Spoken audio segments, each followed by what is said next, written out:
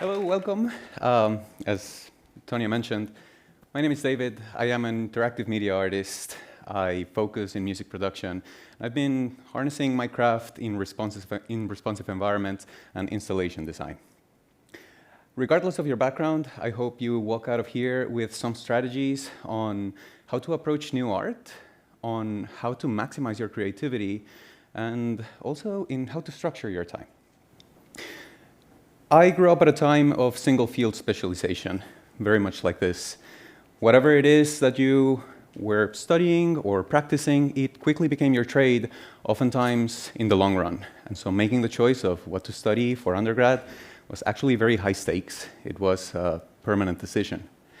I was interested in math, in physics, and in music. Music won. And when I was faced with the decision of going off to college, I decided to pursue playing guitar for rock and metal bands. I came to Berklee in 2008 to do just that.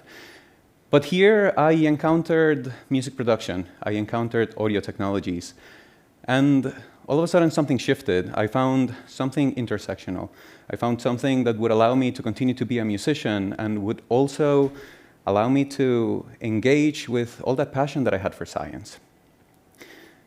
Little by little, I started to identify that everything that I was learning in regards to synthesis, in regards to music technology, and so on, would actually inform my guitar performance. As I got better in one domain, I was better in the other domain, and vice versa. My sensibilities as a guitar player made me a better musician, a better producer, a better arranger. Nevertheless, I was still very much fixated on this idea of single domain. And when I finished my studies at Berklee in 2012, I actually started pursuing a career as a mixing engineering. And audio engineering became what I was doing. I was doing live sound, I was doing recording engineering, mixing, and I thought that would be it. However, and simultaneously, the world had been transitioning from a single field of specialization to a landscape of intersectional opportunity. All of a sudden, it was more important to see how different fields connected and how they were all talking to each other. I believe it is worth reframing what talent means within this context, within this new landscape. And so I'd like to pose a few questions, starting with what is talent nowadays, the theme of the talk. Why is talent different now? What changed? Also, what challenges might we encounter? How may we go about addressing those challenges? And finally, how can we remain creative in the long run, maintaining a healthy and hopefully lasting relationship with our creativity? And so let's start from the top. What is talent nowadays? In a single field of specialization, it's fairly easy to define talent. It simply represents extraordinary ability in your trade. It's a little bit more challenging when we have different domains that are talking to one another. And all of a sudden, we start tapping into this idea of balance, maintaining balance over time. This is different than static balance. I don't really mean like equilibrium or anything like that. It's more analogous to a dancer finding center. It's dynamic. It's happening over time.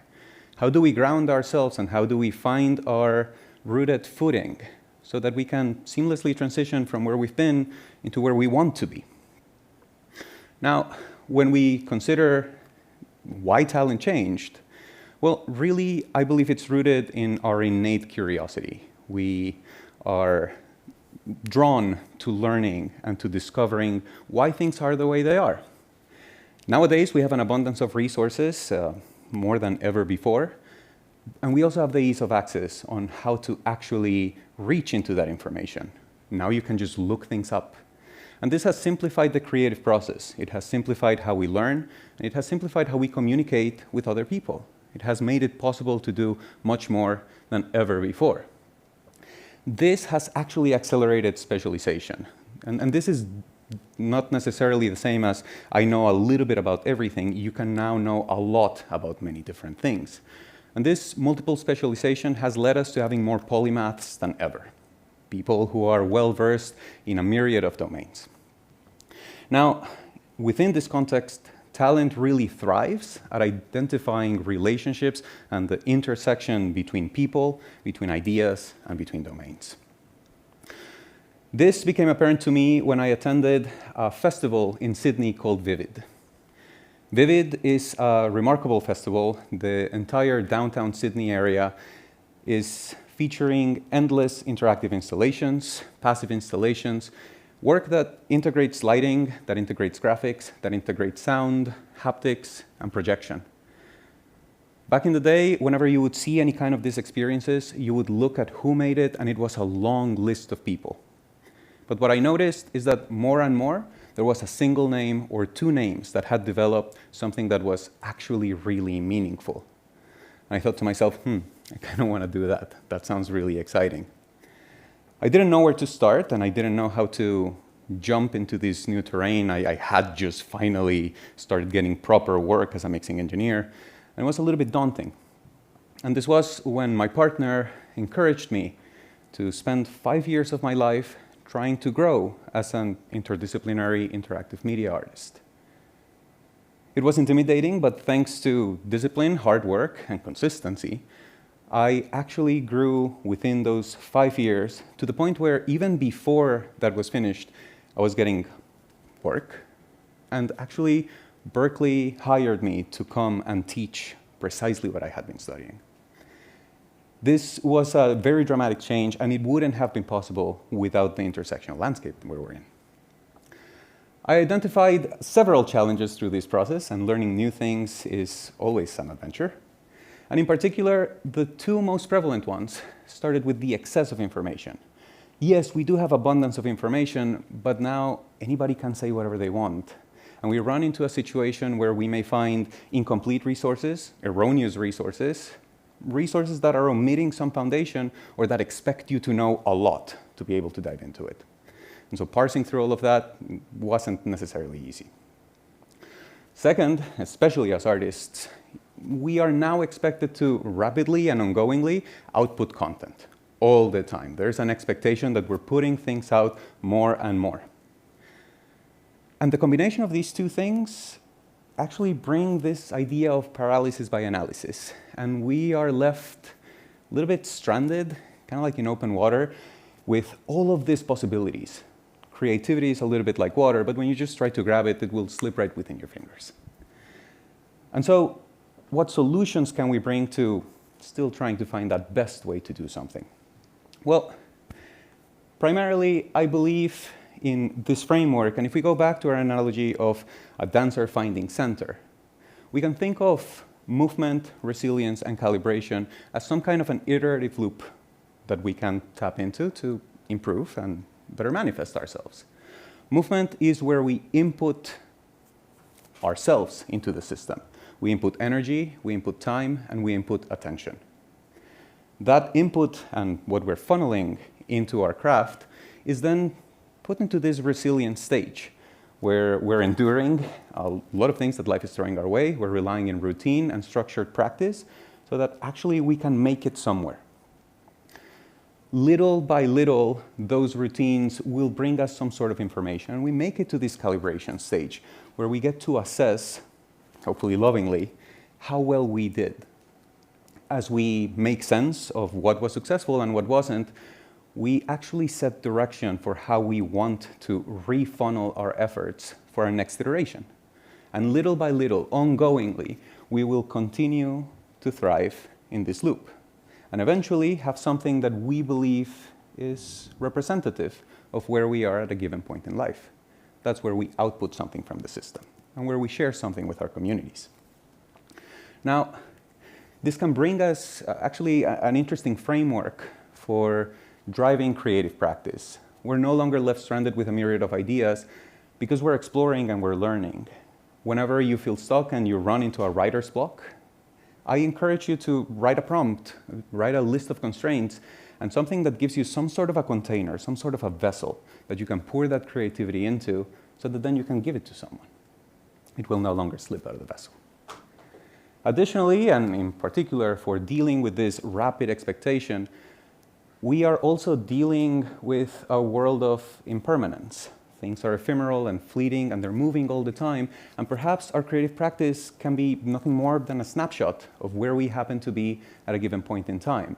There is no longer a need to feel like everything that we're doing is an everlasting commitment of our art, ourselves. It's also much more entertaining and much more engaging as an artist for you to be able to connect with all of these ideas as play.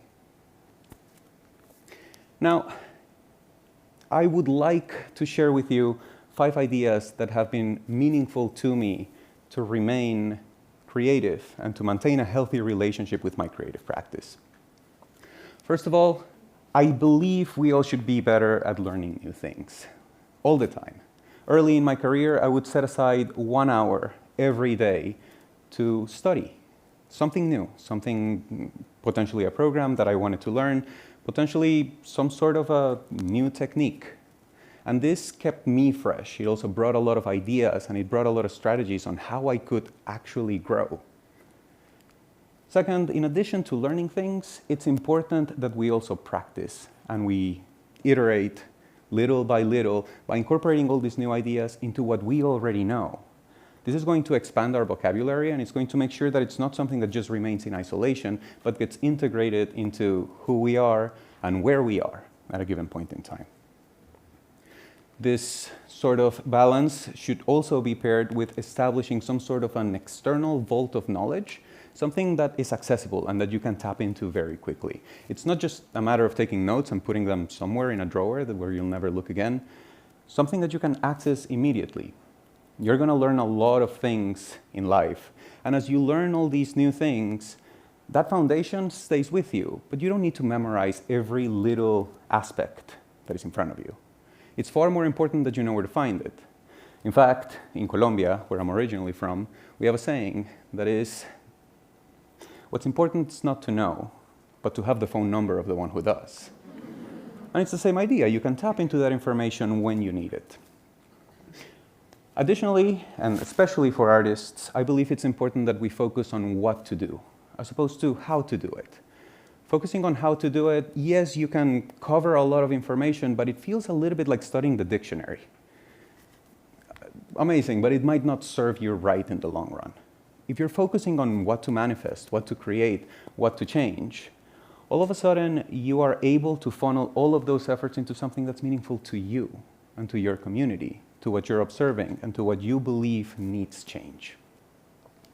And finally, I believe we need to take care of the system, to take care of ourselves, whether that is sleeping, eating, hydrating, exercising, studying, practicing.